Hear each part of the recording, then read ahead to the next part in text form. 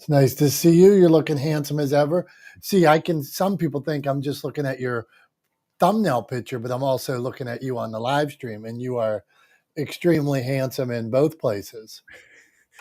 Well, to be clear, my thumbnail is actually a still image from my web setup, right? Like my web camera setup in my office, in my studio office. So you are essentially you're looking at a live version of the still image. That's So, fair. I might go back. I think but I'm I'll going take to the go back. compliment. I'm Yeah, not. you I'm look not. good. Yeah, I'm not trying to. I'll take the compliment. How about that? I should just say thank you. Yeah, that's all right. I mean, understanding. Everybody always says, "Oh, Tom looks so good." When I send out messages like, "Oh, if I've ever introduced you to somebody," they're always so intimidated because they say you look so good in when they catch you on video. Well, thank you. I will. I will. I'm not good at at receiving compliments always, so I'm gonna try to practice being better at receiving compliments, and I will just say thank you. I That's a good appreciate one that. because that we could have a whole nother room about that because sometimes I meet some friends that are people of faith, and I'm a person of faith, but sometimes they will say if somebody gives you like a gift and you don't accept it, you're taking their blessing away. So whether you're anybody that offers you a compliment or gives you a lollipop or brings sugar over to your house when you need it, you should accept that because they are giving you a blessing and it meant something to them. So you're working on that. That makes you a good person. Hey, John Jay, Simon, what's up? We were going to go down this route. Tom had this idea of how do we ask for help? And when we're asking for help, how come it's easier to ask some people for help and not other people? And then sometimes, like I could call, I called John Jay one time, and I'm like we had a conversation, and he was the easiest guy to talk to, gave me good advice, and then sometimes I'm like, oh, I could never ask this guy, but I feel like I could call him up and he'd be cool with it. So, Tom, where do you want to go with that and steer us down that path? Yeah, man. So, and if anybody watching the live stream, if I'm looking away, it's just because I'm going through and pinging folks help get the room going. Um, but yeah, so we were talking about asking for help, and here's what I ran into. Right, I sort of ran into like a bit of a paradox, a bit of a conundrum because I have this sort of mantra that I try to live by, which is lead with value always, right? That I am always in everything I do, I always try to deliver more than I receive. I always try to lead with value first. And so the sort of question that I was struggling with, because I'm working on a book project and I have some sort of big goals professionally that I want to accomplish in the world. And I know I'm not going to be able to do those things on my own. It's going to require me to ask for help. And so the question became, if I want to stay true to this mantra, this value that I have of leading with value always, how do I ask for help but also give value first? And so I kind of came up with this solution, and the solution is that value comes, in my mind, in a lot of different forms, right? Value is all about what you're giving to what the person receiving it deems valuable, right? And so, to me, I think the way to get around the obvious contradiction of leading with value but simultaneously asking for help is to lead with giving the person you're asking a full appreciation for why you're asking them for help. So explain to them carefully why you value their insight, their thoughts, their contributions, why they are important, why they are valuable to you, um, and then ask for them to give those to you to help you with those contributions, right? So you're giving them value of validation, you're giving them value of a compliment, you're creating opportunity to deepen your relationship with them. So you're giving them a bunch of value through that explanation before you ask for help. So that's kind of how I was thinking about it, but I'm curious to see what other people think about how do you go about asking for help? What are good ways that you've found to ask someone for help where you don't feel like you're imposing? Because I think that's the thing that I always struggle with, is I don't want to feel like an imposition. And maybe, I have this whole thing too that I like, it's in my email signature now. I say to people all the time, think of me as a resource. I'm here to help. So if I can be of any benefit to you, don't hesitate to reach out. So maybe some of these ideas are things I can incorporate so that it's easier for other people to ask me for help. So that's kind of where my head's at this morning, and I'm curious to see what other people think. Okay, let's do it. John Jay, how can we ask for help?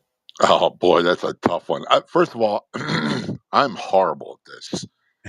So what I had to do is recognize that for whatever term, this is a term is barred for another group.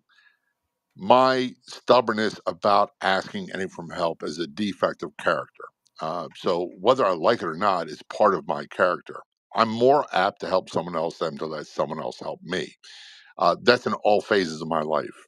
So for me to make any progress on that, I have to recognize and fully embrace that exists, and that's part of who I am. So that doesn't mean it's good; it just means that's who I am. So for whatever reason, that's the way I am.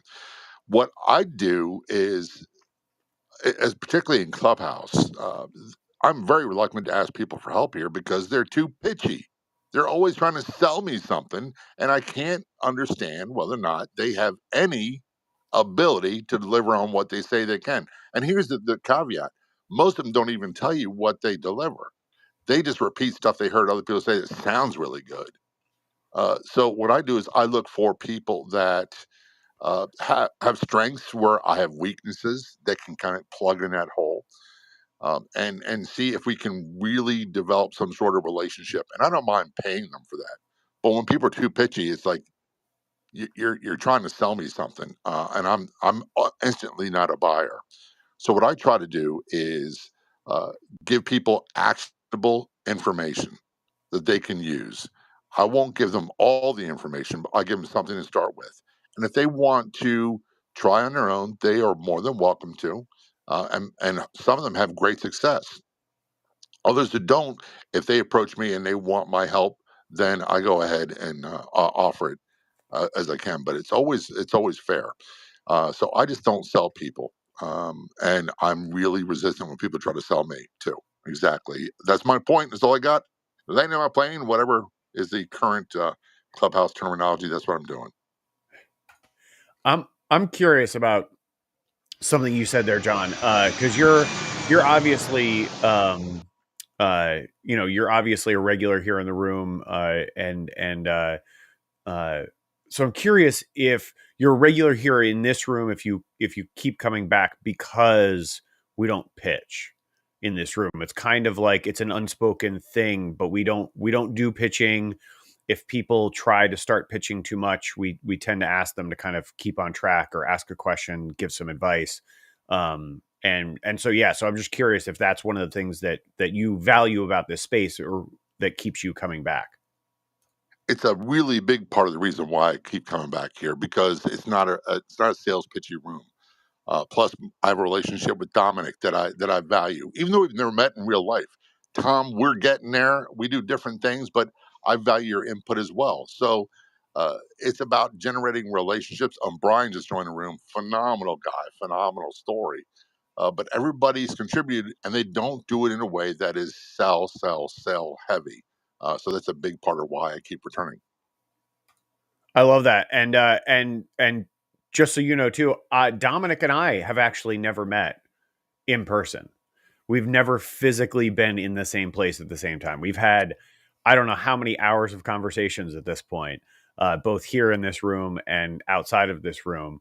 But yeah, we've never actually met in person. This entire endeavor that this journey that we're on together, in hosting this room has always been virtual and remote, which is kind of an interesting thing and something that's been fun, to a fun part of the journey for me. But thanks for that, John. I appreciate it. Hey, Tom, I have to jump in. John Jay, you're gonna love this. We're live streaming too, And somebody so very nicely just offered us, they want to offer us promotion of your channels, viewer, followers, views, chatbots. The price is lower than the competitor. The quality is guaranteed. Auto on, interesting. Like John Jay just saying, like how turned off he is when somebody just straight pitches. And I'm sure this person's lovely, but we've never met him, don't know him, and right in the comments they're selling something. Man, what a turn up! I'm Scam, also scam, scam. I yeah. always say this: if you have a legitimate business service, contact me by legitimate business means. Otherwise, it's never going to happen.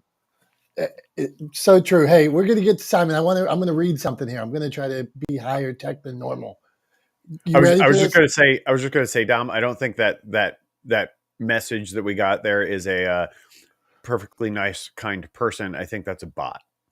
Well, I was trying to be nice. I told some. I was with somebody yesterday, and we're doing some writing, and they wrote something, and I'm like, I'm not gonna say that, and they're like, I'm like, it's not PC, and they're like, well, why does it need to be PC and this? And I'm like, it's just, and he was like, well, F you, this is what we're gonna put. I'm like, all right, but you have to write it. I'm not writing it down. So yeah, okay. So here's from our friend Harry Spate. I'm gonna read this, like Tom said, if you're see my face and I'm looking off the sky. So Harry Spate, he wrote a book, Selling with Dignity, and he said, here's what he thinks it fits in this. I saw it this morning. If you think sales is a numbers game, when is it about people? He says, I think it is always about people. Put the people first. The numbers, sales will follow. Harry Spade. Give Harry Spade some love. Okay, so people first. Give. Simon, where do you weigh in? Simon's got a new picture. It's got a heart on it with a heart with a Band-Aid. And he usually drinks tea, and it looks like he might be drinking coffee in this picture. So Simon, do tell. Good afternoon. Oh, yeah, it's my new house healing journey. So that's the heart. That's the healing heart. That's part of the branding for that. And the purple is the color of spirituality and healing. Where the me having a cup of coffee comes into it, I don't know. It just looks cool, and people keep thinking that I'm offering them a cup of coffee, which is quite a kind of cool thing to do. I'm not sure how that would work in Clubhouse, but yeah, there you go, embracing new things and new challenges in this new year. So on to, I want to tap into something that John, John was saying. How many of us on here? I think we've been on a while now. Have had, when we've been into a room. I've been into rooms where they've done these pictures or they've sent these messages whilst in the room. So I've called them out in the room, which is really cool. I said thank you as well to ABC43222 profile, because they've got them kind of things going on. That's following 5,000 people and got 2 followers. Thank you for your message for me to go on your course. But I'm going to decline today, so that everybody knows in the room as well who they are, and then they get blocked and booted out, which is kind of quite cool. I'm not a fan of that, and the way I've always run my rooms is no sales, no unsolicited advice, because my room's a little bit different. Mine are, people having a voice and wanting to come to stage without having this incessant somebody wanting to rescue, save, and do all of these things. It's become a thing on social media that people come in and I think they lack a little bit of self-awareness, Dominic, a little bit of self-awareness. Is this the correct place to do this? The thing is with most of us, we've built relationships on this app over months and months and months and followed each other around. And actually, possibly if I sent you a message, Dominic, about social media, you might listen to me because maybe over that period of time, I may have earned that. I mean, you can still say no, but the thing is, the way I see it is it's people buying into people. So if a bot comes in or somebody does these little ways that they do it, which they believe work, good luck to them. If it works, I probably don't think it would do because there's no relationship there, is there? And for me, I'd rather build that relationship. I'd rather take time. And this is a good app to do that. Build the relationship with people. Then maybe send a message. We've been in multiple rooms and hello.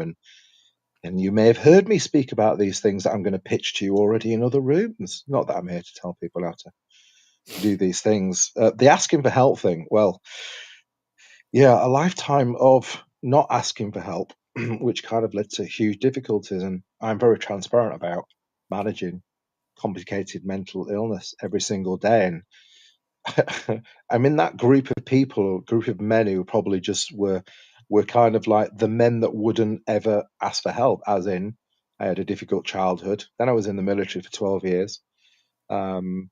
And then I traveled the world kind of thing, which that's not much to do with it. And then I served 8 months in prison. So I'm kind of one of those guys who was one of the people who wouldn't ask for help. And I've learned, and the way I learned was to get to that lowest point, make the mistakes, and then realize actually, maybe if I did lower my pride, I think there's that thing in there, leave your pride at the door and pick it up on the way out. And that's what I've learned. I've learned that actually, if I don't ask for help, which is not making me less of a man or less of a good person. And the other thing as well is that I've realized is to ask the right people, because in the past I asked probably the wrong people who, and let's just say, utilized that wanting to ask for help. So I always say to people, look, if you are asking for help, maybe still ask the right people where possible. As in, I see rooms in here where they're being supportive of people with mental health issues. And I say to them, go and ask the right person, because you can still make mistakes and think that everybody is this nice, shiny person who's actually going to help you. And on here, there's this syndrome of, I love you when I come into a room. People who love you, you've never met, they don't contact you off the app. They do this thing where they love you in the rooms, they invite you to rooms, but they don't do anything off the app. They don't actually contact you. And I said to people in here, 99% of people don't give a shit about us. I'll say it, elephant in the room. The majority of people do not care what's going on in our lives. They'll come to the rooms, they'll say nice words and this, that, and other, but who's the actual people, when you are in that difficult place? Who contacts you when you're not in a room? Who contacts you when you're not speaking? Who contacts you when you've got nothing to give? That was the greatest learning I had, when I had nothing to give and I was in that difficult place. Or a couple of weeks ago, I was in hospital. I had a panic attack, which looked like a heart attack. Who were the people who rang me then? And it was a small group of people. And that's the thing with it. It's a small group of people. I've learned to trust a small group of people and learned to go to those people and say, I require your help. Not ifs and buts and maybes.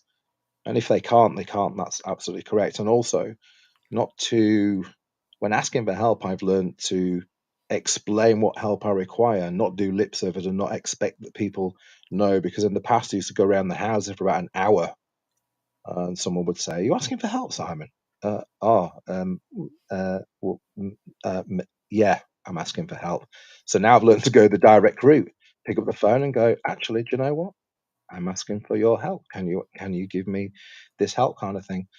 So it's been a very long journey with a lot of difficulties to, again, drop probably some of my own. I'm not going to speak for all the men in the room or anyone else, but this male pride, this male thing of, it's a weakness to ask for help. When some of us in here will know that we're losing lots of people every single day to suicide. Why? Because probably they feel that they cannot ask for help, or they feel there is no help available to them. And I've been in that place. So again, I urge and ask all people, if you get to that place, please do ask. There are people out here. There are some very naturally nice, kind, caring people who will give you that help. So yeah, I will pause there and go and check my Instagram to see if I've got another 6,000 spam messages about how they're going to help with my social media when I'm actually better at social media than they are. But that's okay. Thanks, everybody. Thanks, Simon. I couldn't agree more. I think you're right on the money when people there is this sort of machismo. We're taught. There's no other way to say it, right? We're taught that asking for help, being vulnerable, is a sign of weakness, and it's actually the opposite, right? The opposite is true. Being vulnerable and asking for help is a sign of strength. Knowing, accepting, and verbalizing your own shortcomings, right, is strength, is a strong thing to do. And we're taught that it's weakness, that we can't show weakness, right? That people will take advantage of us for that weakness. But in reality, if we show vulnerability, if we have the strength to be vulnerable, then I find often people will jump at the chance to help you.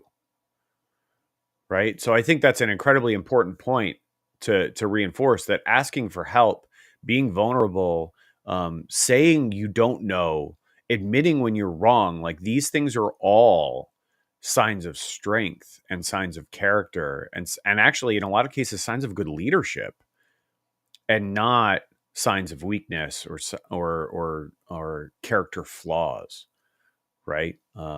It's one of these things, like it's part of the human condition, and for whatever reason, we've been taught to eschew those things when really we should embrace them. So thanks for making that point, Simon. I appreciate it. What Can do I you just think, add Tom? something quickly, Tom? Absolutely. The thing you said about good leaders, the good leaders that I respect, and I am myself a leader in my own spaces. Well, we are all leading in some way when we run these rooms. Is yeah, when I hear people say, "Look, I am struggling, I have difficulties, I don't know it all," as opposed to the rooms where we've all been in, where they will avoid, they will deflect, they'll remove people from the room so they don't have to tackle this thing that they see as a weakness, as to that they know it all. When I hear somebody saying that they know it all in a room, I'm gone within 3 seconds, because to me that isn't a leader. The leaders I know have failed. The leaders I know have lost businesses and rebuilt them. I looked at what did they do after they lost the business? What did they do after they made the mistake? What did they do after somebody asked them a question and what's that answer? If they don't know it, do they turn around straight away and go, actually, do you know what? I don't know. I know what I do. I say, I don't know. I will get back to you. I'll make a note of it. And I go and seek that person out and I go and find the answer to that question. That to me is good leadership. Good leadership is seeing all of the qualities of a person, the good, the bad, the ugly, the all things, not just the shiny Instagram, as I call it, where it all looks really nice and cool and they look like they've never failed in their life. They don't have any difficulties and everything comes so easy. For me, if that's out there, then I'd love to meet that person and shake their hand. But in this, certainly after COVID and all of these difficult things going around the world, I'm not sure it exists. So, let's see more of those people who show fallibility, who show that actually they're a human being and that, again, it's acceptable that these things happen. Because, again, when I hear somebody struggling, I buy into them straight. I almost like, there's the empathy. When I hear a person who's not giving anything, I'm like, what empathy can you find for someone who reportedly has it all? I'm like, well, good luck then. Well done. Thank you very much. Goodbye. Yeah, it's as we've talked about here, I sort of paraphrased or adapted a term from one of Dominick's authors that we were talking about in the room one time. We got in this whole conversation. I've actually embraced it and talk about it often, about being relentlessly authentic, right? Um, uh, and that relentless authenticity, like what I often say along with that is, you don't have to be perfect. You just have to be you. And I think that takes courage. It takes time to develop the confidence to be able to do that. But I think it's incredibly important to recognize that, like, you shouldn't be striving for this Instagram worthy or perfect life. You shouldn't be striving to try to put this unvarnished image of yourself forward. You should actually just be sharing who you genuinely are, being relentlessly authentic and not trying to be perfect, but just being you.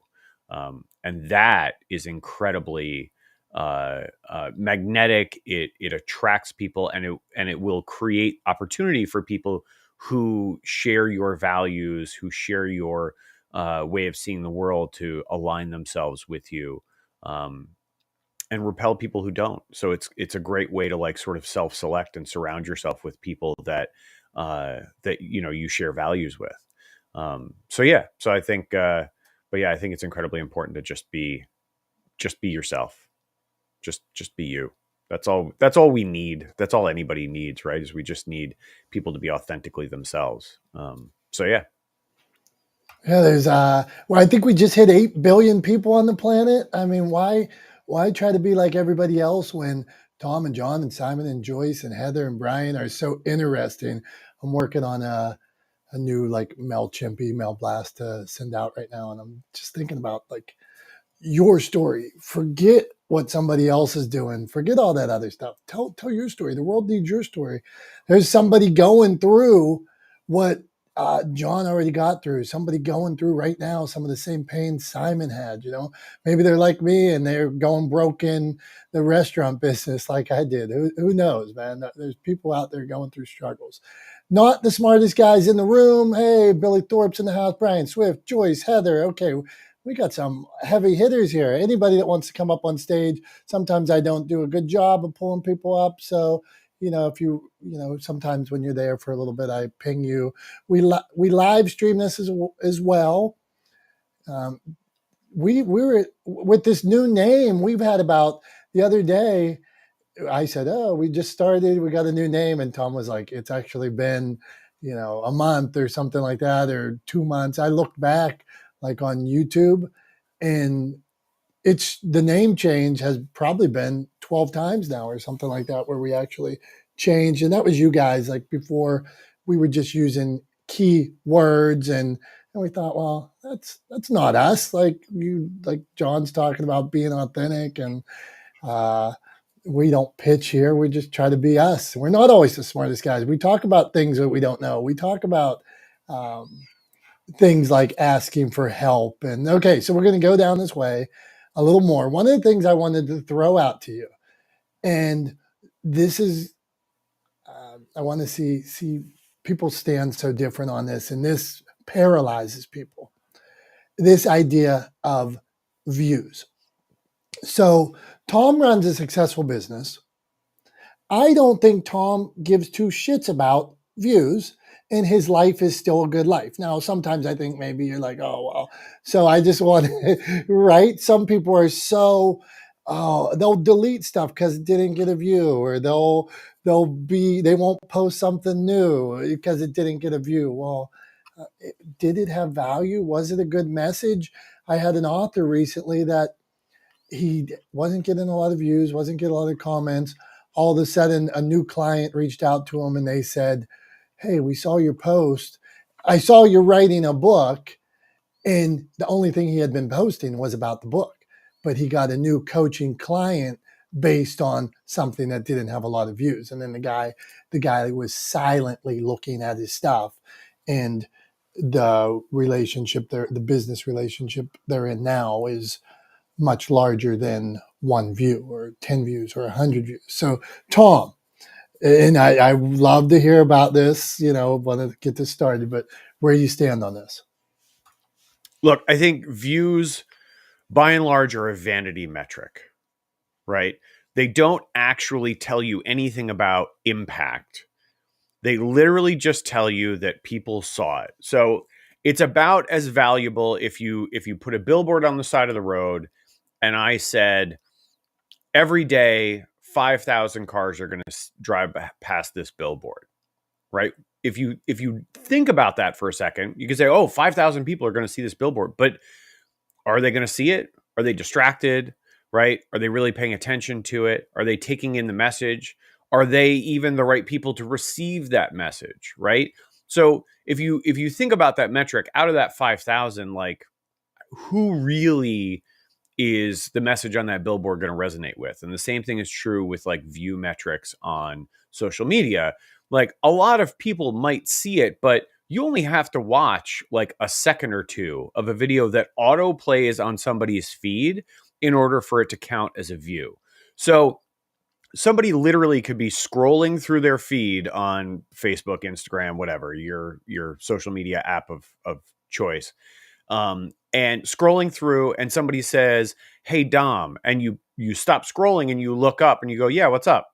And while you're looking up and talking to that person, that video is auto playing. Guess what? That counts as a view, right? So like, it's a vanity metric. It doesn't really tell you anything about impact. So you're absolutely right. I don't really care about views. I'm not bothered about views. I don't care if a piece of content I create is viewed 5 times or 1,000 times. I'll tell you what is valuable to me. And the reason why I am going to actually restart doing my vlogs is because I have had people come up to me in real life, in person, ask me how my race went, that I was training for last year, ask me what I'm doing next, what I'm training for next, because they haven't seen any videos about what I have coming up.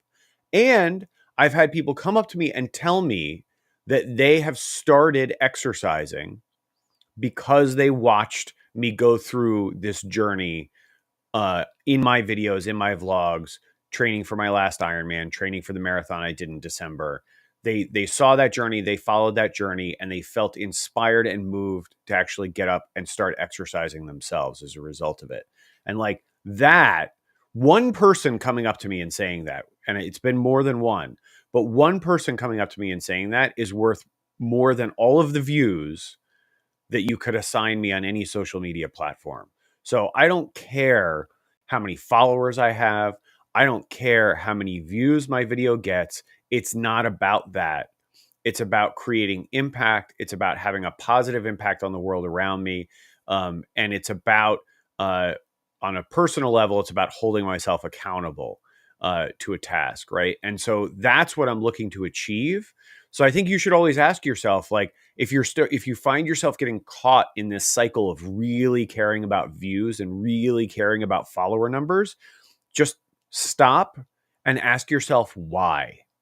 And if you have a good reason, if there's a reason that makes sense, if it's for monetization so that you can take that funding and do other amazing things with it, great, right? If it's a means to an end, if you have a goal in sight, great. But if your goal is to get more views, if your goal is to get more followers, then you should reevaluate why you're doing what you're doing, I believe, right? But yeah, I don't care about followers. I don't care about views. I care about impact. Well done. Good answer, Tom. Okay, we are going to keep cruising around. Not the smartest guys in the room. We have Joyce. Joyce, you want to weigh in on this? You want to weigh in on asking for help? Where do you stand? Teach us something, Joyce. Good morning, everything, all of it. So, Tom, you've inspired me. So you've done your job for today. I come here because I like listening to smart people talk. I know you say you're not the smartest guys in the room, but you do have intelligent conversations, and it's a good way to start my day. And I just appreciate even opinions I don't, obviously, it's good to hear all sorts of ideas. And there's lots of things in the world I don't understand, and to hear messages is really important. I think that I'm a Gen X woman, so I don't ask for help, but maybe I don't ask for help because I was raised to try to act like a man. I don't know. I just feel like all my friends, we do everything ourselves, and asking for help is really weird. And I've learned over the course of my life, I'm a middle-aged woman, that it's wisdom.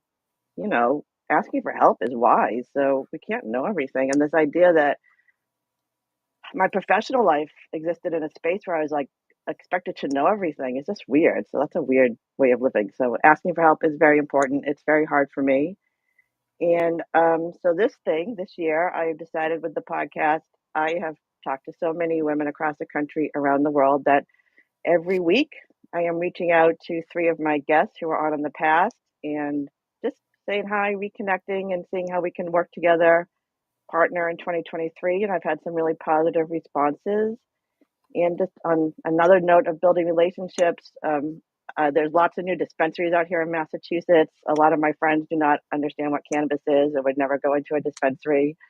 So I've made it my mission this year to bring a new friend every week to a different dispensary and doing some reel and content. And like this week, my friend I play tennis with, she's 83. She said she's going to go with me. So that's, changing the world one story at a time. I think we're sort of all on that interesting mission. So have I covered it all? I think I've covered it all. So thank you. I love being in this room in the morning on Wednesdays. It's good. Hey, Joyce, very cool. And thank you for sharing. I was in New York recently, and they had food trucks that were like selling cannabis. And then you could actually go in some of the trucks. I didn't get a chance to go in, but I definitely would have walked in just to check out. So your mission of taking some people, but yeah, it had Although like I don't, those aren't really legit. There's only a few legal retail dispensaries open in New York. They're coming fast. Those food trucks, they're a little off. But again, this is a new industry. Shop ladies, you know how to feel, health and wellness is important. But, this is just a new kind of experience for us. So I'm happy to be the person who's helping my friends access it and not be intimidated. That's my goal. Hey, thank you. Educated. And Appreciate you sharing. And I want to go back to this idea of asking for help that you shared. Like, maybe for me, maybe it's a blind spot for me. Maybe sometimes we don't even know that. Was like on some things, I think I ask for help. And then if I'm sitting here listening to you guys talk, I'm like, maybe my biggest weakness is I don't ask for help enough. So how come sometimes I can ask for help, and then other times somebody will come right up to me and say, well, Dom, why didn't you ask for help? And in that case, I needed help. I needed something. And they're like, why didn't you ask me? I would have done this. I would have cut you a check. I would have came over. I would have drove a truck for you. I would have answered these questions. And I didn't ask. Why is that? Why am I like, is it generational, like Joyce says? Brian, you're flashing. So go on. And we'll chat with Brian, and we'll jump to Heather. Go on, Brian. Wow, great question. And I'm going to be authentically honest in myself about it. The whole being a male and not showing emotions and fear. I mean, let's look at it historically. I mean, especially if you played sports, and if you go before that, if you show I mean, just this is in the animal kingdom. Who gets picked on? The weak one. The weak one, the one who shows themselves as being vulnerable, the one who shows themselves sweating, the one who shows themselves, maybe not as sure. And I think a lot of this comes from that. I think a lot of this comes from, as a man, you really got to walk in, look people in the eye, never let them see you sweat. I'd still buy into that, with some exceptions. I don't think there's anything wrong with being vulnerable as a man at the right time. I don't think there's anything wrong with being emotional as a man at the right time. Um, I think that this being a man is what made part of what made this country great, and we have swung the pendulum to, it's okay not to be a man, which I don't totally agree with in the old sense, not be a man, because there are times when you have to suck it up. You have to be a leader. You know why? Because my kids are watching. And you know why? Maybe the team I'm coaching is watching, and shit hit the fan, and I know it's not a good situation, but I can't show that fear to my team or that despair. There are times. I mean, I grew up with, and I'm in my 50s. I grew up with two parents that they really believed adult burdens belong on adults, and they had them. I never saw them. That was their job to deal with them, is and to not let kids have to worry about adult issues, and they did that unbelievably magnificently. But I think that's a generation that's creeping down, and we've opened the door for all these reasons why not to be emotionally strong, and whatnot. Just my opinion. In terms of why we don't ask for help, um, there's several reasons for that. And I've been on both sides. So one is, we kind of have been raised that way to some degree. Maybe not the younger generation as much, but I guarantee if you're 50 and over, you're probably raised. Now, nobody told me never go ask for help. Um, and I was never discouraged from asking for help. But a lot of it was, you got to learn to figure things out in life, right? Because at some point you're going to be out there, and this was before technology and before you could look up. I can perform an operation on somebody. All I got to do is pick up a YouTube video, and I could perform an operation these days on somebody. And before, people thought all this stuff was great, but it doesn't teach you how to be emotionally strong. I think that one of the reasons we don't ask for help is we don't have enough trusting people to ask. And my example of that is, I've run a nonprofit for 8 years, and the amount of people that have said, if you need help, is ginormous. And some of them aren't people I know extremely well. They're acquaintances. Some I would call them less than acquaintance, some more. And when the push comes to shove and you go start asking for help and all the excuses fly out, kind of dulls that desire to ask for help because of the rejection. And then you have people out there like Dominick, who I've never asked for anything for my nonprofit, but every year the man finds a way and steps up to help support it. And has thrown out there, if there's anything I can do for your nonprofit, let me know. And that came before I even had to ask him. And we became amazing close friends years ago.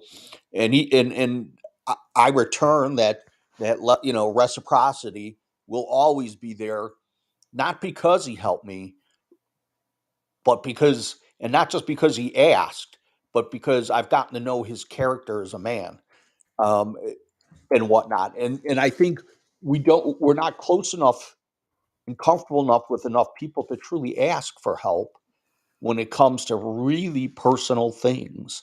I mean, I've been in these rooms with a lot of people. When I go to Tom for help with certain things, 100%. Same thing with John. And I've never met him. I've had conversations. We've talked on the phone. We've talked in rooms. We've talked in groups. But I believe I'm a very good judge of character. And that doesn't mean I wouldn't ask for help from anybody else here. There's a lot of people that I've been in rooms with, Billy and Debbie and Prof T and whatnot. But I believe a lot of times it's because we don't feel that we're going to actually get that help. So why ask for it? Just my opinion. I am complete. Swifty, love you, man. Brian P. Swift's a dear friend of mine. I've rode on his motorcycle. I've attended at events, done videos, worked with him. So one of the things one of the things, just real quick, in this room, make sure that you, if you can, like Simon was talking about, taking the relationship off the app. Follow somebody, connect with them, send them a DM, ask them a question, like one of their posts, comment. So there's 1,000 ways to support. You might find out that they run a nonprofit you believe in. You might find out you guys live an hour away and could go for a coffee together. You might find out that you have similar hobbies or children that both talk back to you, and maybe you need to sit down and have a chat about that. So connect in as many ways as you can. Hey, Debbie was flashing. Debbie was flashing when Brian was talking. So Debbie, and she gave you some hearts too, Brian. So that's lovely. Hearts are good. I need more emojis on that thing. There's I see 10 emojis. I want like 50 emojis. Okay, go on, Debbie. Good morning, everyone.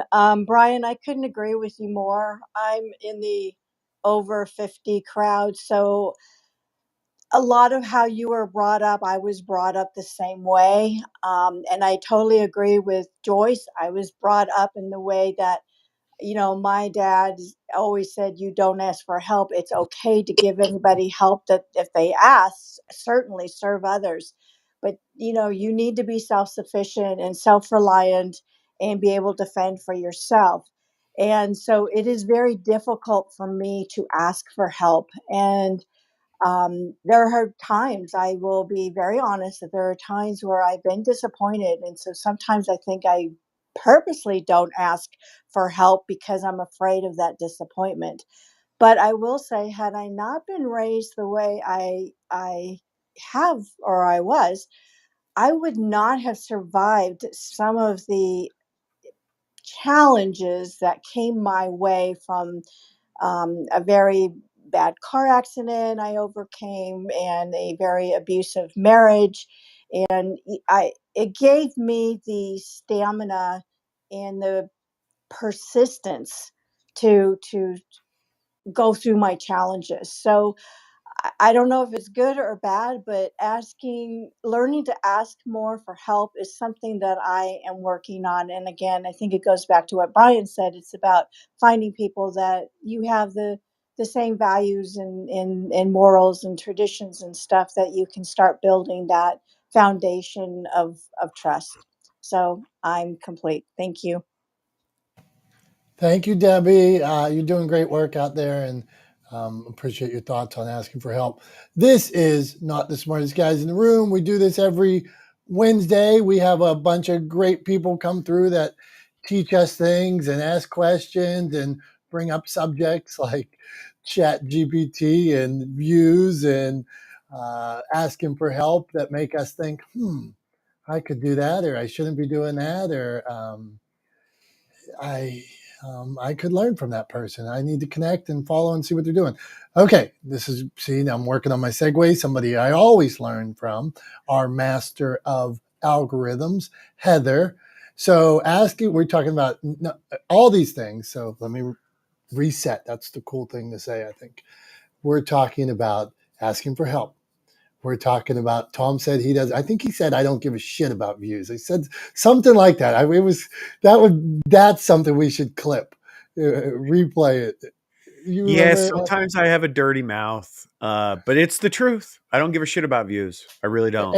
And I believe that. Like, and Tom's funny because Tom, like his 2 Emmy nominations and stuff like he never drops. You know what I mean? Like he never is just like a mic drop. Yeah, have that or did this. Like a couple weeks ago or last week when I was talking about Anthony Bourdain, and he's like, "Yeah, I met him a couple times and worked for the same company." Or another time we're talking about like Deadliest Catch, and you're like, "Oh, I worked on that other production that." Was this where they were up in the helicopters or whatever, just so subtle, he knows what he's talking about. Like, go on, Tom. I was going to say that other production that you mentioned was Coast Guard Alaska, which is a show I'm super proud of. I was the series producer for the first 3 seasons, and it's still available to watch. I think it's on. You can stream episodes on. I want to say Fubo, but yeah, super proud of that work. That was a real true documentary series, and I spent about 2 years up in Alaska, embedded with the Coast Guard, running that show. And yeah, those guys are heroes. They do incredible work. And we were just so fortunate to have the opportunity to document the work that they do. And I met the reason why I'm wearing this ring. I met my better half up there in Alaska working on that show. So that show, for personal reasons, kind of holds a special place in my heart as well. But, got to tell some incredible stories and actually talk about one of my experiences on that show in my book, talking about doing an interview with the fiance of a guy who didn't survive his fishing vessel going down, and how impactful that was and meaningful it was to have the opportunity to tell that story too. So yeah, it was an incredible thing. So I would encourage everybody to check it out. I don't get anything out of it at this point, but please check it out if you get a chance. It was really incredible show. Thanks, Had to, Tom. had to do it. Had to do that No, plug. no, you deserved it, man. Thank you for sharing. And back to what John Jay said earlier. And John, you mind if I call you John Jay? Because early on, I think it said John Jay, and people are always like, when I introduce him to somebody, they're like, "What should I call him?" His thing That's says cool. John, and That's I'm the like, brand name I use, John J. Wiley. But here's John or Jay or anything's good with uh, me. yeah, because I'm always like, oh, I know him as John Jay, but I don't know. Call him what you want to call him. But John mentioned earlier people that know what they're talking about, people that have done it, people that just don't say they did it. And Tom's one of those guys where he did it. And in this space, every week we talk to people that have done it.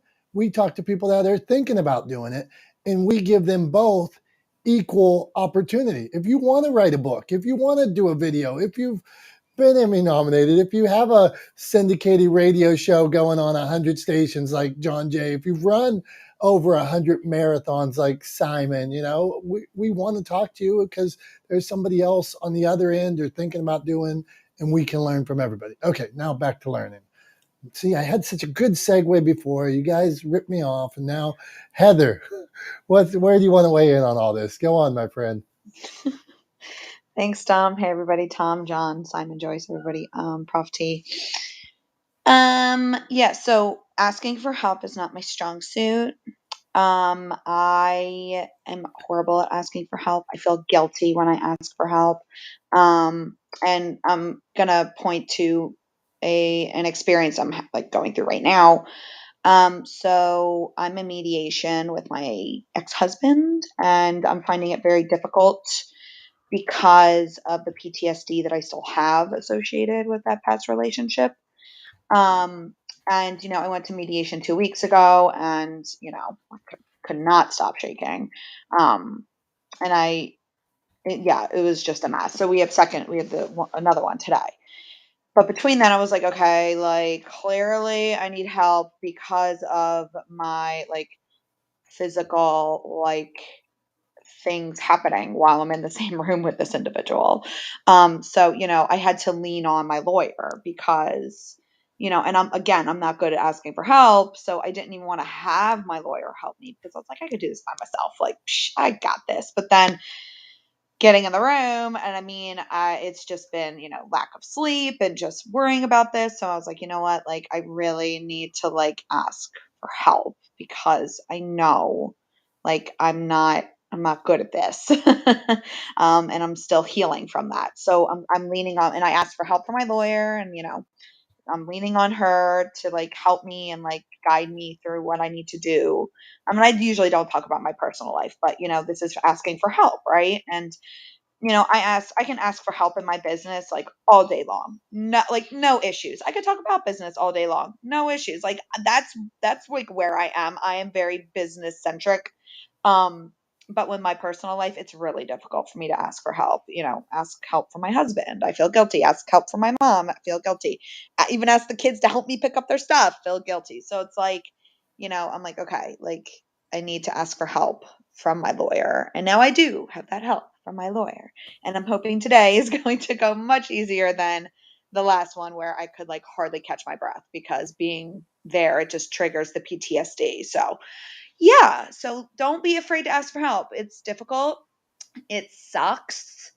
But you have to be uncomfortable to be comfortable, right? You need to be a little outside of your comfort zone to grow. So just want to say that. Thanks, guys. Other great points. And just recently with some stuff, I would say that other people have said, I didn't know you needed the help. Or me, in fact, if somebody asked me, I might have said, sure, I didn't know you needed it. I'd love to. What is this good? What? So I think that openness, like Tom says, that vulnerability, if we can let people know more so, it's tough. But in certain circumstances, like where you're physically shaking, to be able to say, hey, I need a little help here. I say that to Tom some days. I say, hey, I got kicked in the teeth earlier this morning. I need a little more. Would you mind picking me up or whatever? And he says, yeah, buddy, whatever you need, whatever you want to talk about. So yeah, it happens. Don't be so hard on yourself. All right, let's keep cruising around. I think we're cruising around. Prof T, and her mic came off, and that's funny because I think we were too Prof T. We chatted with Brian a little, and anybody that ever wants to jump up and say something, just flash your mic. If you have something to contribute to the conversation. But some people, sorry, I'm going to do this. Some people say they come into this room and they say, well, we didn't know how the room flowed. We didn't know what happened. So typically we talk about these conversations. We go left to right as people jump up and want to talk, make sure, try to meet everybody. But at any point, somebody might be like a master of algorithms like Heather. Somebody might have a radio show. Like I don't have anything to say about radio, but John Jay does, or somebody might be asking about books. And sure, Brian and Prof T would be great. Somebody's asking about Amazon Lives. Well, then let's get Billy in here and he'll teach us about Amazon Lives. So that's why we jump around at some point. But Prof T, what do you got for us? Hey, everybody. Good morning, or good afternoon, or good evening, or good now. Hope you're all doing good. See some of my friends here. This is Teresa Agostinelli, otherwise known as Prof T from Philly. So, loving the conversation, and look at all these smart guys in here and smart girls. So, I always have to say this. You guys are the smartest guys in the room. I've learned so much. So, and I always feel encouraged. Three things just going to cover quick because there's so many topics that were being discussed, and I'll just stick to the ones that are sticking out in my mind. Heather, thanks for sharing that. There's so many people going through that. I don't know if you knew this, but I actually do that. I work on mediation and co-parenting, parental alienation, parental reunification, all of that stuff that goes with custody and uncooperative exes. So reach out to me. I was just on a podcast a couple weeks ago on this highly, it's like the number one topic right now from COVID. So anyway, that's number one. And keep at it. You got this, girlfriend. So number two, asking for help. Um, I was born and raised from a middle class Italian family, very conservative. We didn't share problems outside the house, although there were many, and they were very traumatic. It's in my book. But we didn't talk about it. And it was an issue of pride.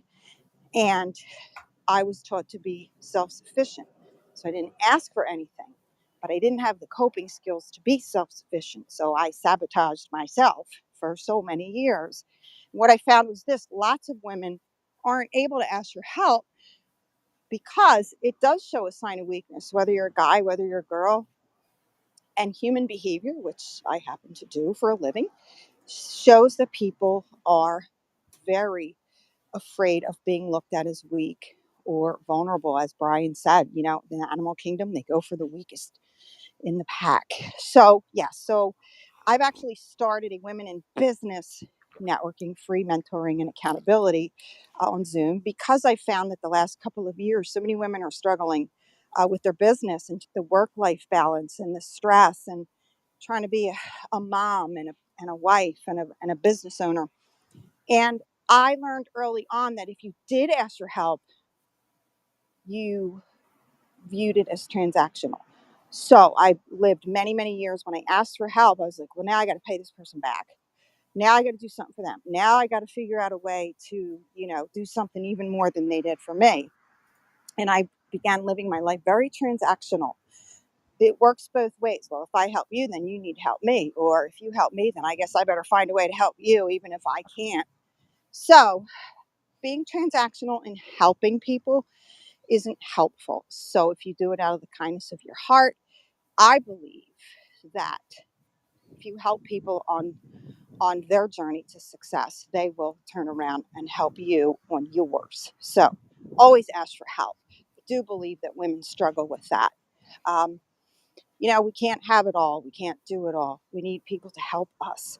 And then thirdly, as far as views, oh my gosh, Tom, you're so right on.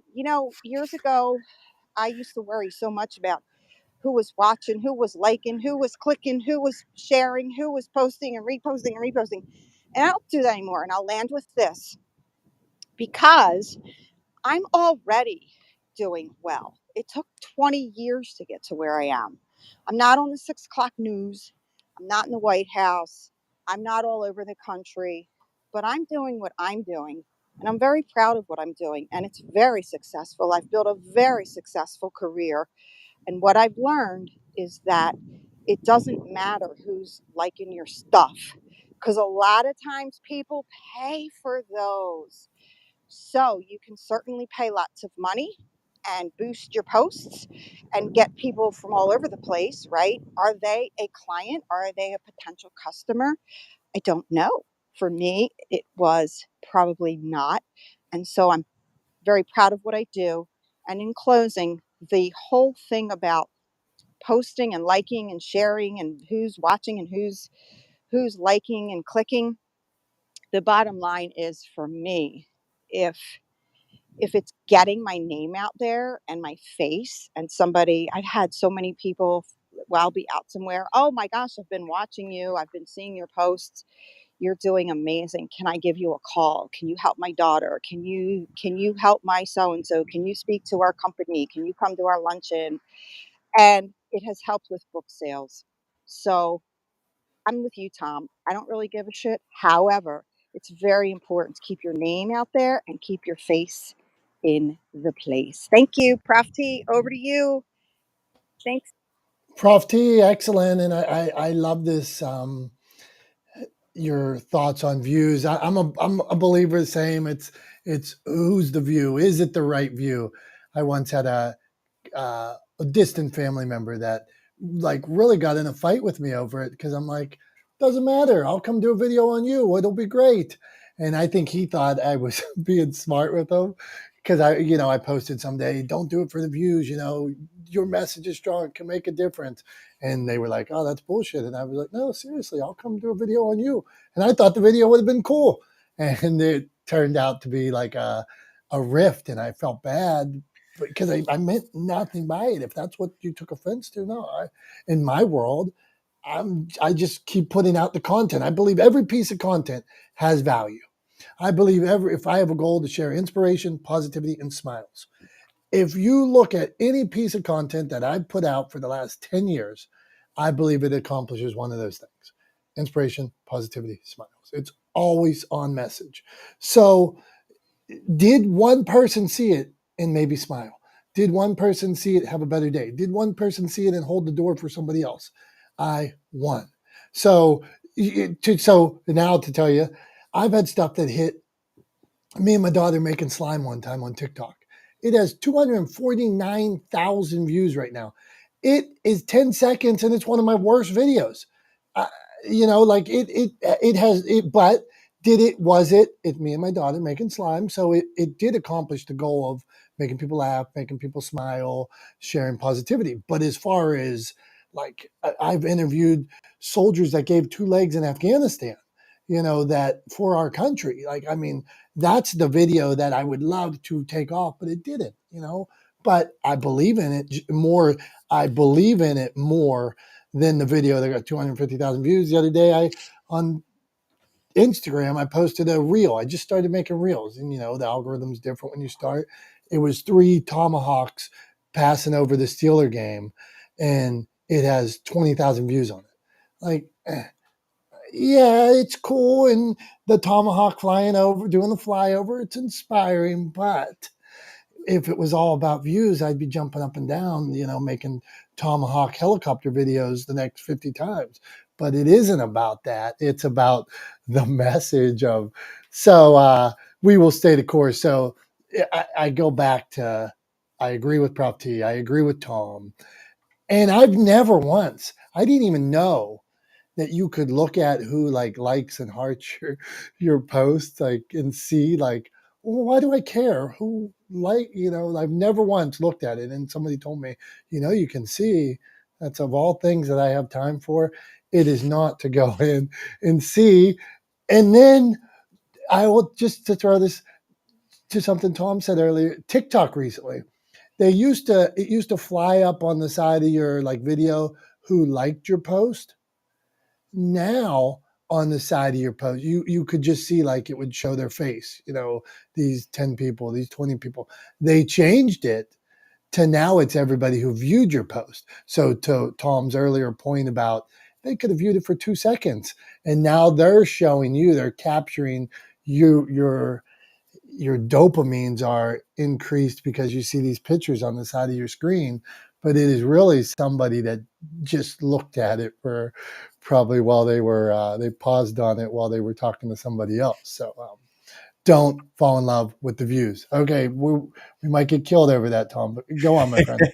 Well, I wanted to jump back to something that Prof T was saying, because she was talking about how we have this tendency to kind of get in this framework where we see asking for help and giving help as a very sort of transactional relationship, right? And obviously that's not a healthy way to do it. It's not a good way to do it. And so I wanted to sort of offer, if I could, a way to a little bit of understanding that maybe will help reframe the way we look at giving and receiving help.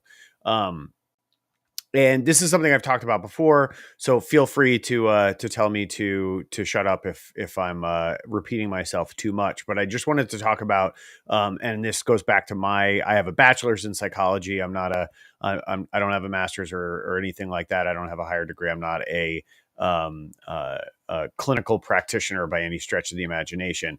But I wanted to run back to the rule of reciprocation.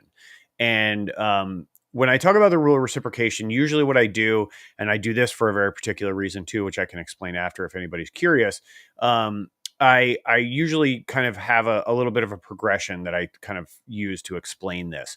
So to start out with, for anybody who has kids in the room or has been around young children, which is probably everybody in this room, either you have kids or you've been around young kids, you've definitely been a kid.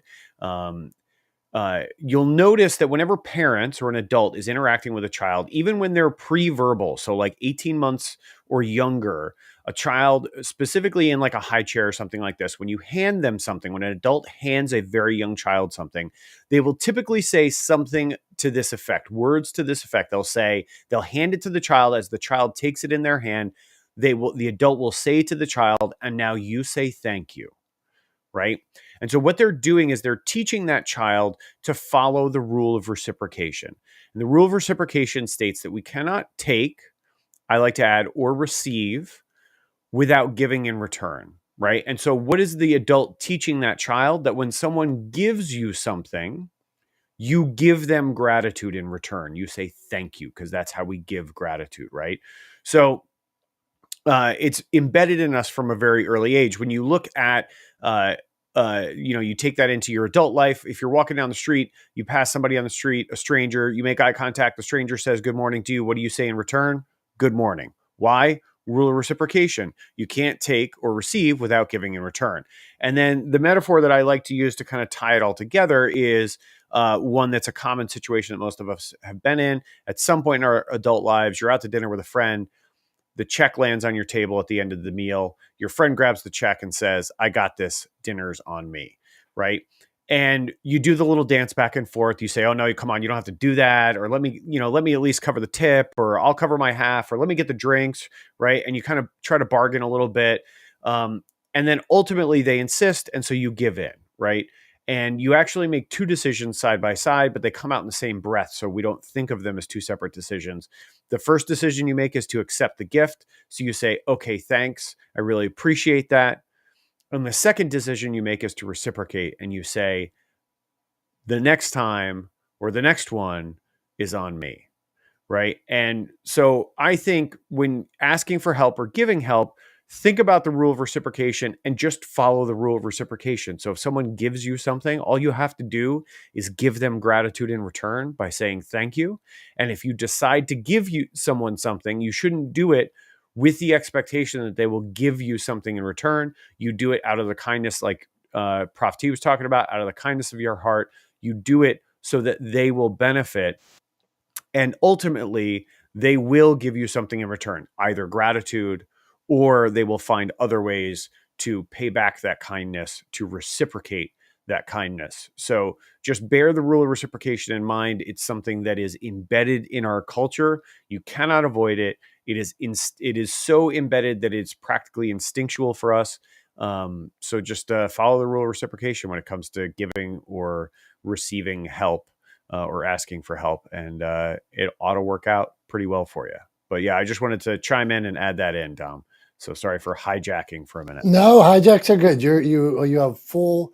You would carte blanche. How do you spell that, by the way? Carte blanche. Carte. Okay. Yeah, I probably carte. wrote it in 10 books. Never knew how It's to also spell it's French, so I'm most likely mispronouncing it, but there's definitely a T in there. It's definitely carte blanche.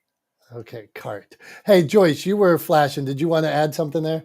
I was listening to the Hidden Brain podcast, my favorite podcast, and yesterday was literally on this topic, and I posted it in the chat. But it was about persuasion and how they're really, of all the ways that people are persuaded, it's really like three. It's the norm of reciprocity was a big one, scarcity, and then likability. I thought that was interesting. So, anyways, I just thought that was very on topic because I listened to it last night. Power of Persuasion. I read a book one time, The Power of Persuasion. Who was the Power of Persuasion? I'm gonna have to look that. Jason probably knows. Jason's Cialdini. Is that right? Okay. Yeah. Sorry, this is Dr. Nashida.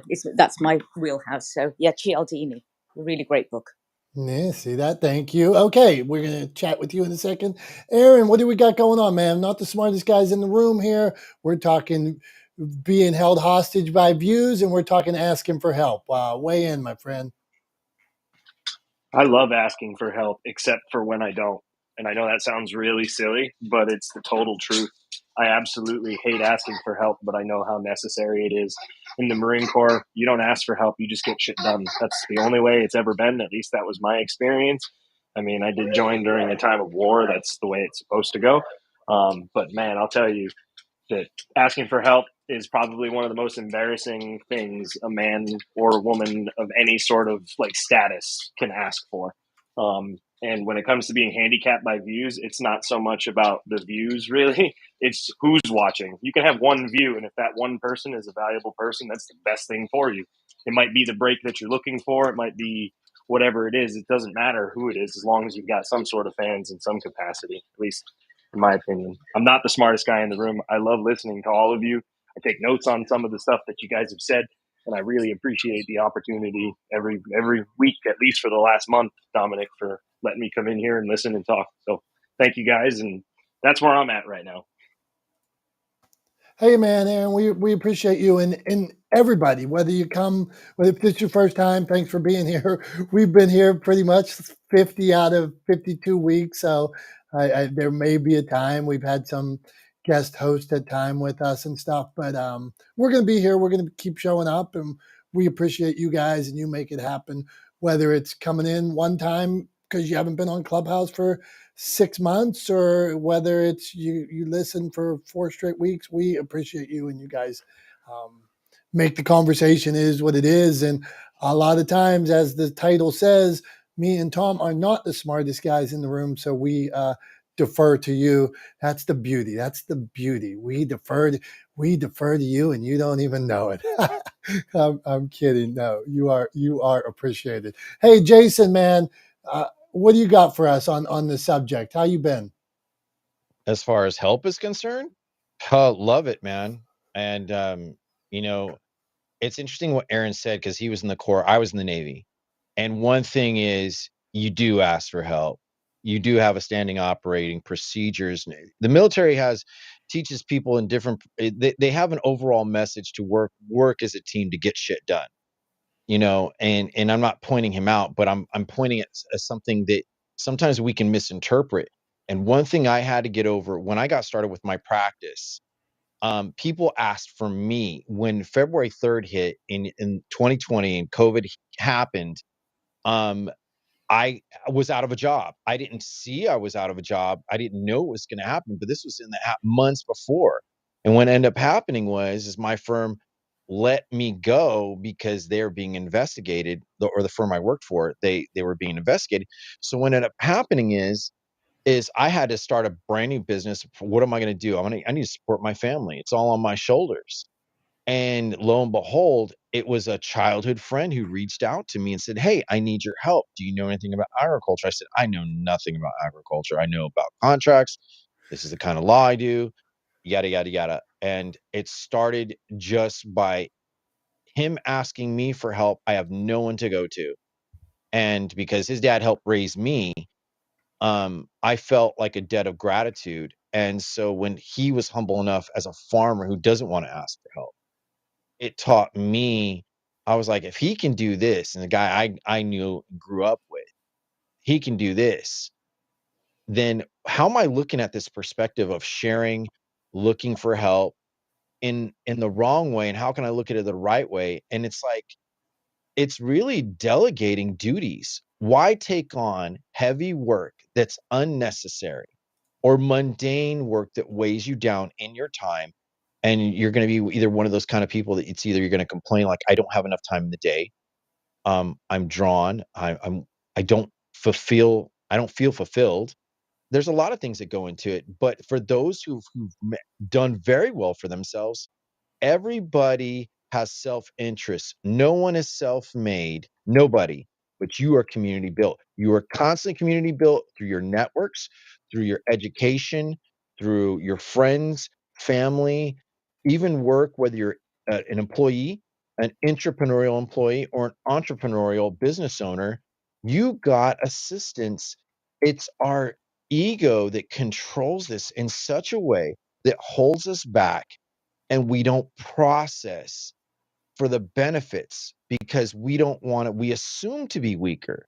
But it depends on your delivery and what you're negotiating on.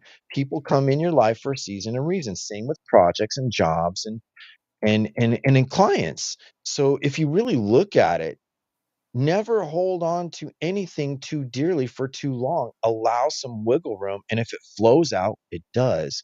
But the beautiful part is if by getting help helps you become the better, your business elevated, your product, your content, you're all community built every single time. No matter how you've got to this point.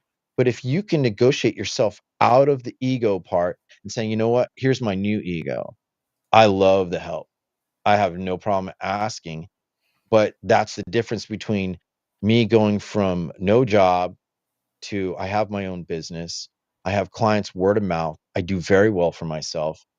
And I'm not afraid to ask for help. Like, hey, there's stuff I don't know. I'm not the expert. But guess what? I'm developing the expertise.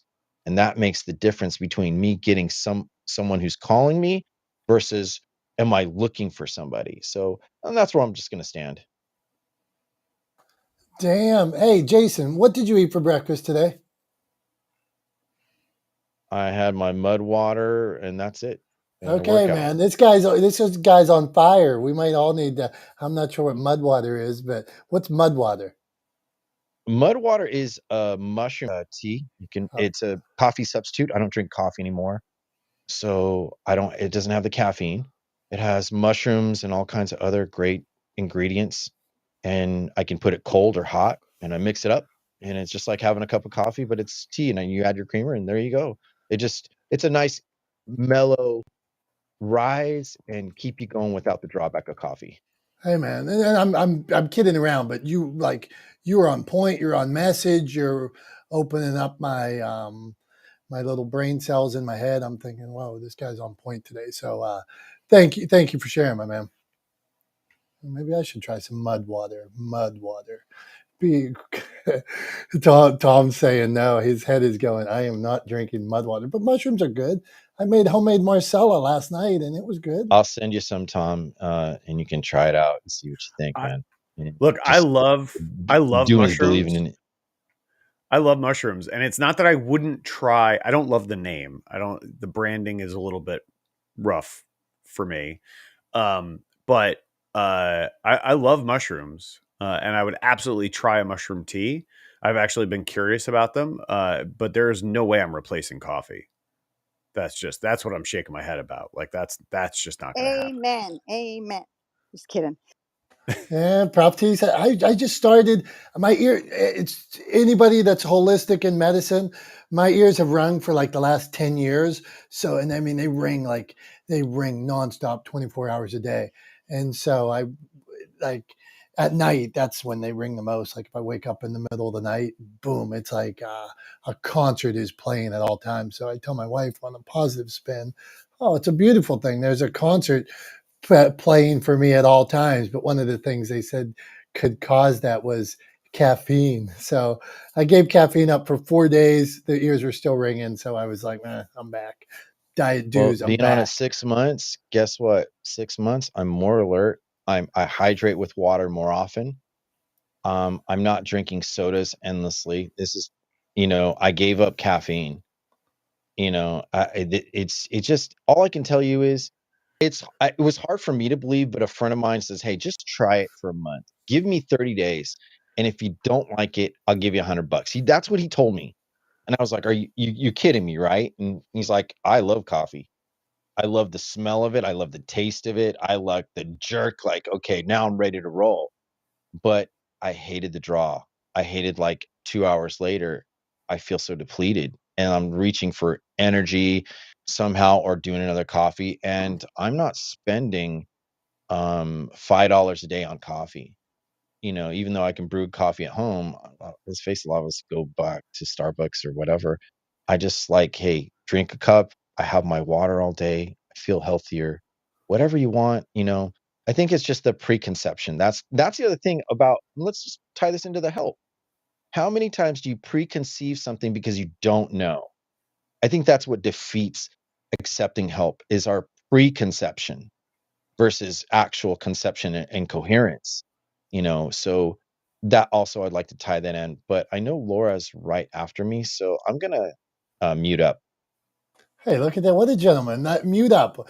Good job though. We appreciate the subject matter. Hey Laura, what's going on? We're talking asking for help, and we're talking falling in love or fearing the metrics. So the metrics of views. So Laura, if you want to weigh in on those subjects or ask a question, have at it. Hi, yes, I'm Laura. I recently had to ask for help within my business, and I reached out to one of my fellow people that I follow, and kind of put off some ideas that I was thinking, and she replied back, and it's very helpful, and I'm still kind of waiting to see with the decision I made to help my client not to be so frustrated with me coming over and visiting them, because I'm a companion and death doula, positive life kind of coach. And sometimes I get hired by the caregivers, but my client doesn't always understand why she might need my help. And so I was having a really tough time with that. And but I really like all the things that are being said, especially like with the views, not worrying so much about the views, whether it's Instagram or LinkedIn and that kind of stuff. Because I do tend to go, okay, well, who's liking and who's following, and um, kind of sometimes even waste some of my time on that, versus creating content or thinking about how I can um, put my business more out there. I don't have a business name yet. I am brand new, and so I'm really new to this room. Number one, and number two, I haven't launched my business yet. Um, but when I saw podcast and storytelling, those are kind of things that I've thought about, and um, am kind of wondering how I can uh, incorporate them into my business, because I want to also do legacy work with my um, death doula business. So storytelling or legacy work and possibly podcasts. So that's all I just needed to say. Thank you. Laura, thank you. And I'm going to liberate you. This is anybody that wants to accept this. I'm going to liberate you right now. Do not look at who's viewing your post. Do not push that button. Do not waste 2 more minutes of time opening that thing up to look who's viewing that. Number one, the algorithm, social media's algorithms only let 5 to 10% of your content even through to your friends and family and followers and things like that. So they may not even had a chance to view it. And you might be mad. Why didn't Sally, why didn't Sally view my post and like it with a heart? Well, Sally never saw it, and it wasn't her fault because she doesn't go on Instagram the same time of day you're on. And by the time she did get on Instagram and look at her feed, you were the 50th post in her feed, and she only had 1 minute at the time, and so she only got down 5 posts or something, like 5 posts on her feed, because she had 5 minutes. She watched 1 60-second video. She scrolled down, and she didn't get to your post that you posted at 11 o'clock that day. That's the reality of it. So don't click that little button and fall victim to seeing who's looking at your stuff. And then the second thing, just I'll touch on briefly, and then we're going to get to the doctor here, Doctor and Julie and Jonathan, is hell yeah, you can use a podcast for your business. You can niche it down as specific as you want to go. You could talk, like I'm a publisher, I could talk about all publishing on a podcast. You could talk about, like Joyce talks about, she's cannabis mom and she talks about cannabis on her show. And of course, her business is cannabis, and that's what her podcast is about. So 100%, Brian P. Swift has a radio show and a podcast, and he's a coach, and he talks about coaching and helping motivate and getting people on the right path. So without a doubt, you can talk about those things that aid your business. Okay. Now, this is interesting because I want to say Dr. Nasheter, but then I should say Dr. Solheim. So, Doctor, where do you weigh in on all these things and what would you like us to call you? Thank you for checking out the room. Well, thank you. Thank you for bringing me up. It's Nashiter. You pronounced it perfectly, Dominic. So thank you for that. Well, I came into the room. I've been dropped into the room a few times over the last few weeks when I get chance, drawn in by the focus on podcasting because I am about to start my own podcast. And having all kinds of jitters around doing that. So like to listen in to the tips that you have shared over the past few weeks. And just listening in now, I understand you're talking about asking for help. The last time we asked for help, or the importance of asking for help. Is that right? You got to ask him for help. And the other thing that keeps coming up is just this idea of falling in love with views. But in this room, we talk about anything that goes on social or publishing, just ways to tell your story more effective, get your message out there. But asking for help is something that could definitely help you get your message out there, So go on.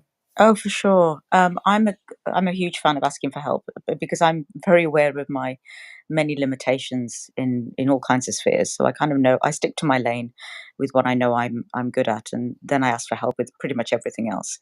One of which is podcasting. Interestingly, so I've got a great group of people who are experts in that space who are helping me set up my podcast.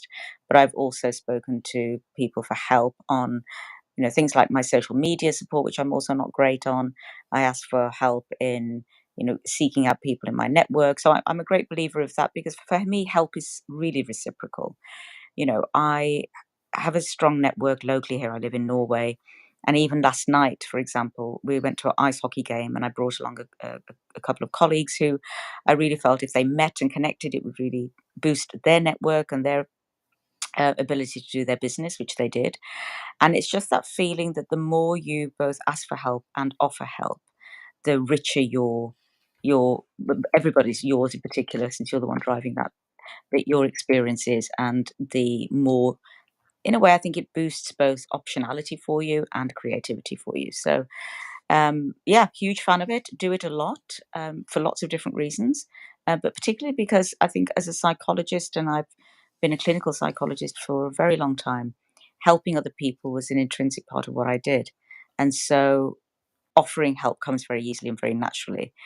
Yes, it's a bit harder to ask for help, but I've really trained that as I realized that I was spending an inordinate amount of time trying to get good at things that I actually am not ever going to be really great at, and best to use those people who are already experts in that space. So that's my view on asking for help. Thanks for sharing that, Dr. Nashter. I wanted to ask, actually, you talked about launching your own podcast and how you're leaning on a group of experts that you have around you to help you get that going. I'm curious about something.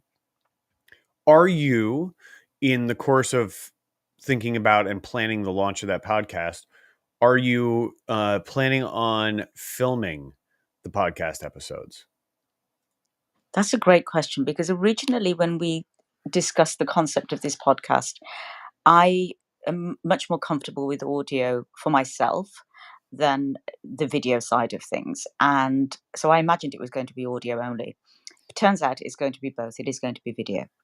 And I can see the merit of that in lots of ways. I think this is such a richer experience for people to see you speaking. I think we get a lot more information about people in the conversation when we actually have the visual element, of conversation. So we are going ahead with the video, and I'm just going to have to get used to my comfort levels with that. But I think it for sure for me. I in my podcast, it's going to be a richer experience for the viewer and the listener. That's awesome. I'm glad to hear that. I think you have done well surrounding yourself with some smart people, and they're giving you some good advice to that end. I always encourage folks, if they're thinking about launching a podcast, to film it at the same time. Vice versa, when people talk to me about creating a video series, because that's my field of expertise is video production, I'll turn around and say, we're also going to put this out as a podcast, right? Because digital omnipresence is increasingly more and more important for brands and businesses in order to give your audience, your community, options as to how they see you. I know personally, I find, and it's not just anecdotal evidence. This is true. If you look at the metrics, that people will specifically listen to a podcast, but then if something happens on that podcast and they really want a visual component, they will go seek out the YouTube channel for that podcast and watch part of that episode so they can actually see an exchange between people or see what happened in the room that they had already listened to. So, and I've done that myself. I know lots of other people have done that, and I know the metrics bear out that people interact with podcasts across multiple formats and across multiple platforms. So it's really important to have that digital omnipresence. It's the same is true as with brands and businesses. If you're going to have a digital presence, which obviously everybody should, it should be video. It should be audio. It should be across multiple platforms. You should be looking for opportunities to give your community different modalities through which they can interact with you and your brand and your content, so that you can get the most out of that relationship, and actually so that you can give them the most, because I believe that content that brands and businesses and which includes individuals produce should be value driven for the audience, right? It's not about you, it's about them. So you should always be looking for opportunities to create value and deliver value to your audience. And the more value you stack for your community, the more they're going to support you, because they're going to follow that rule of reciprocation that I was talking about before. And they're going to look for opportunities to return that value back to you. So develop those reciprocal relationships with your community that revolve around an exchange of value, because that's what all the most important relationships in our lives revolve around, is an exchange of value.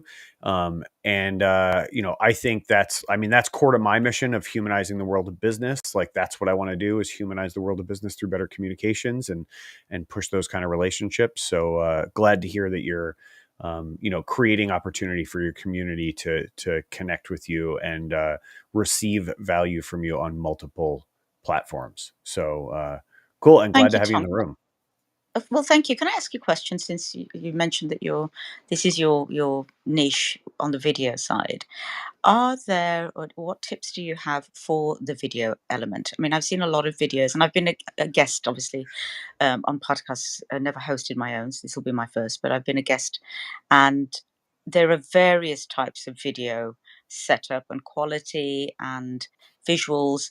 And I wonder if there is, a kind of gold standard on what really works for audience viewing in terms of the look and the feel and the styling and those kinds of things of it. Yeah, so I mean, I think there is no one size fits all, right? I think the best way to approach it is for the video and the presentation, the visual presentation, to be authentic to the branding of the podcast.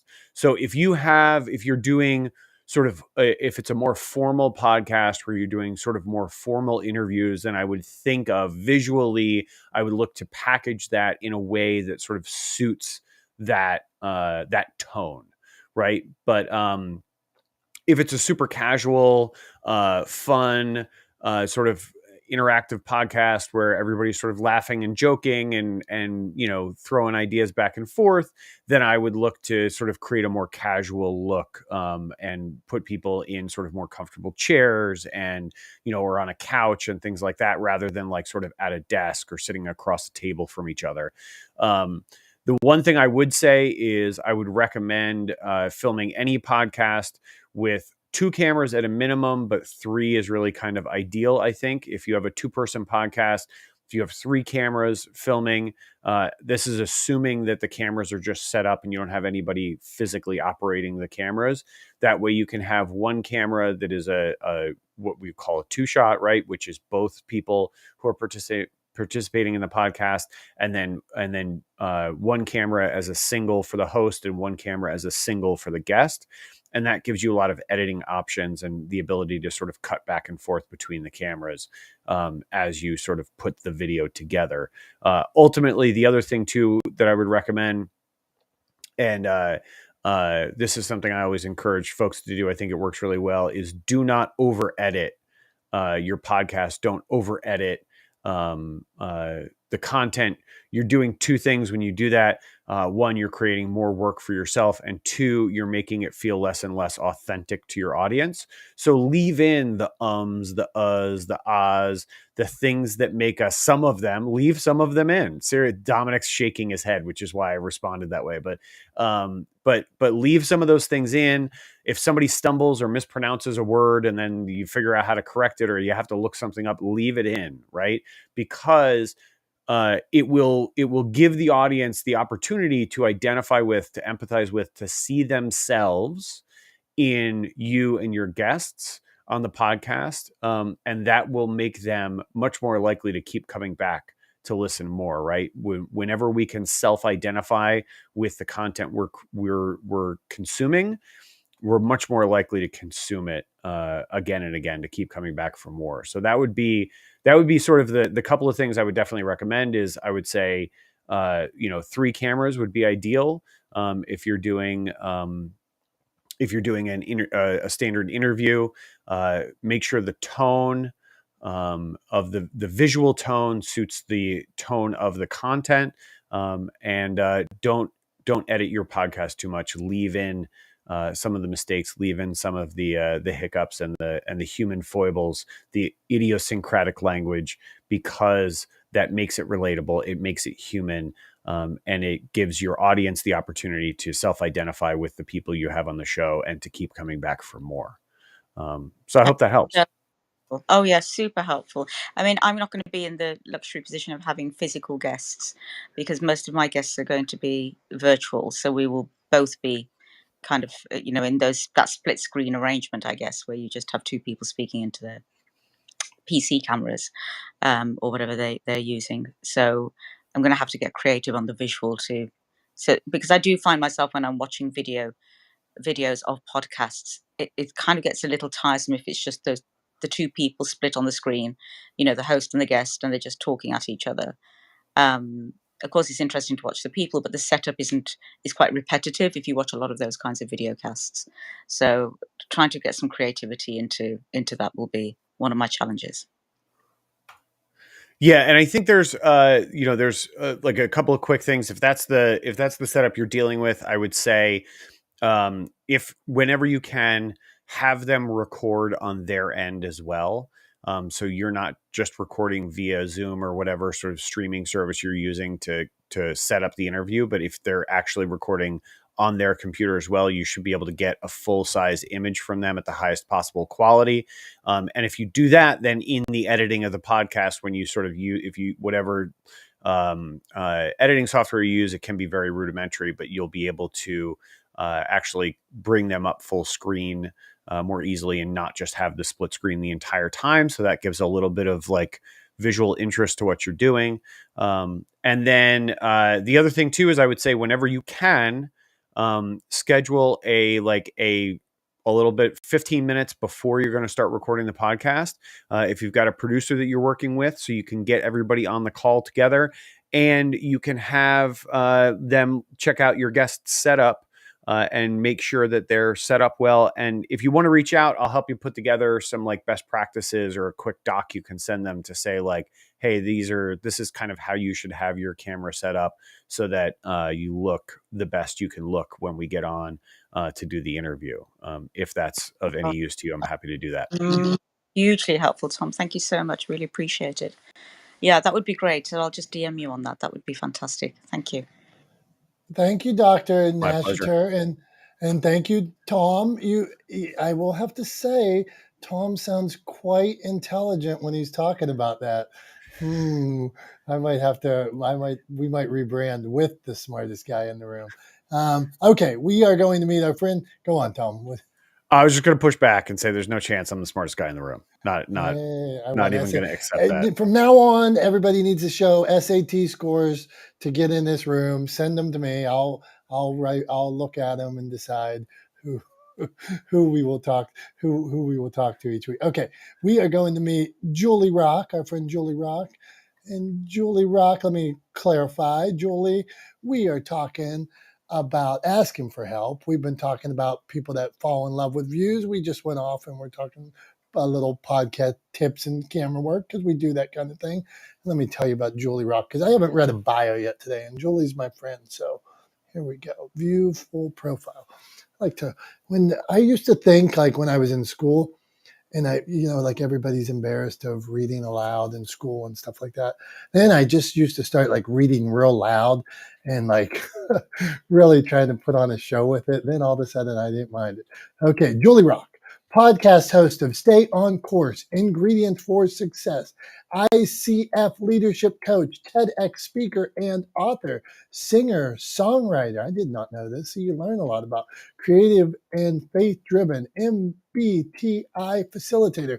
My purpose is to evolve the existing story of professionals wasting their lives in careers they hate because they're following someone else's dream and not their heart. Damn, Julie, why didn't I read this before? Okay, Julie Rock, you want to share a tip, ask a question? What do you got? Hey everyone, thank you. And I love the room. I always try to come in here. And, Tom is the real deal. I met Tom. We had a one-on-one and he really did help me think about, how to set up my cameras and things like that. So I do appreciate you. And Dominic, I need to have a call with you at some point just to meet you in person. But yeah, thanks guys. I just, you know what? I do love the idea of offering help, and I try to spend some time here on Clubhouse doing that. We Julie and I don't know why she's not up here, but we interviewed Dan Martell the other day talking about time management, and which leads me to my question, because I was on Club Deck last week when we did this room, and it was first of all, it's very hard to navigate Club Deck when the phone is just so much easier. But I did want to have my microphone on, and I'm just wondering how you guys broadcast live from Clubhouse to LinkedIn and all these other things. And I noticed there's a program that's linked to Club Deck, and you can just go in and it live streams everywhere. And I'm wondering if that's what you guys use, or if you can give us any tips and tricks on how to do that. Dominic, you want to handle that one? Yeah, here's what I do. Every week I set up the room via Clubhouse, and then I do nothing else, and Tom sets everything else up, so I know nothing, but I fall on Tom for all the assistance. Go on, Tom. Thanks, man. Yeah, so I just Dominic was laughing and pointing at me, so I had to I had to toss that one at him for anybody who's watching the live stream. But yeah, so here's how we do it very simply. And actually Jason 72 the architect who's here earlier commented on Dominic's YouTube channel asking the same thing earlier today, and I replied to him there. So it's pretty straightforward. I'll explain it as simply as I can. And I'm happy to offline go into detail, Julie, and explain to you kind of all the ins and outs of how it works. But the basics are that I use Club Deck on my desktop. I use a free software called OBS, where I use that to create a screen grab of, that's why you can see on the live stream, you can see the hand holding the phone. Basically, that's just a cutout. And then I have a screen grab of Club Deck behind that. So you can see the sort of Clubhouse screen essentially on the phone. And then I send that into a live stream via Restream that also has my camera and Dominic's camera built in as well. And then Restream has the functionality built into it to simultaneously live stream to multiple platforms, which is how we're able to live stream on YouTube and Facebook and LinkedIn and Twitter and Twitch and all of those places at the same time. So hopefully that answers the question without getting too highly technical. Yeah, it does. So Restream looked like the one that was attached in Club Deck, and it just kind of came up. What, which one do you use? Do you use the free version or you pay for it?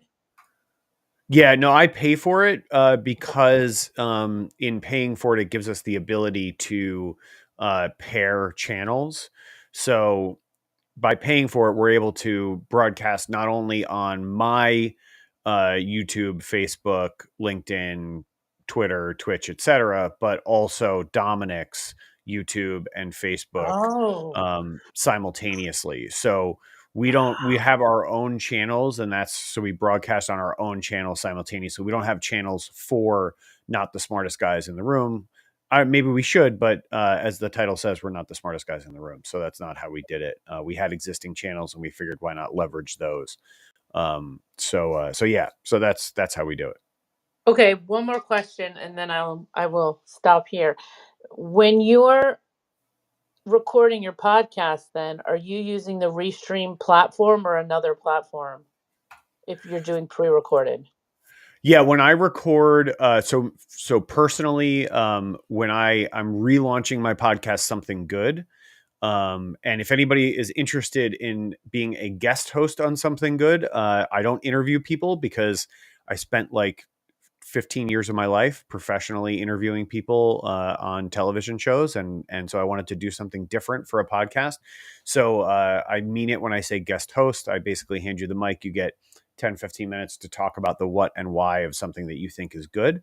And essentially, when I record that, the way I do it is via Restream, because it enables me to both get high quality video and audio recordings. And actually, it'll split the tracks for me.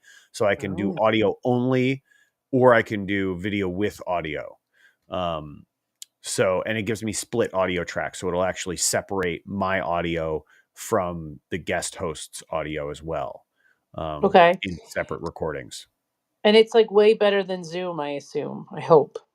Or what do you Yeah, think? it's because it's specifically built for streaming video, in a sort of broadcast format, as Okay. opposed to Zoom, which is built for video conferencing, where less of a premium is put on quality.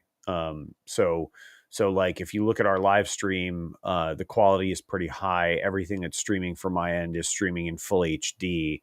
And I believe Dominick is either full HD or 720. Yeah, it's a much higher quality than you'll get from Zoom. The compression is also optimized to maintain the video quality. Okay. Very cool.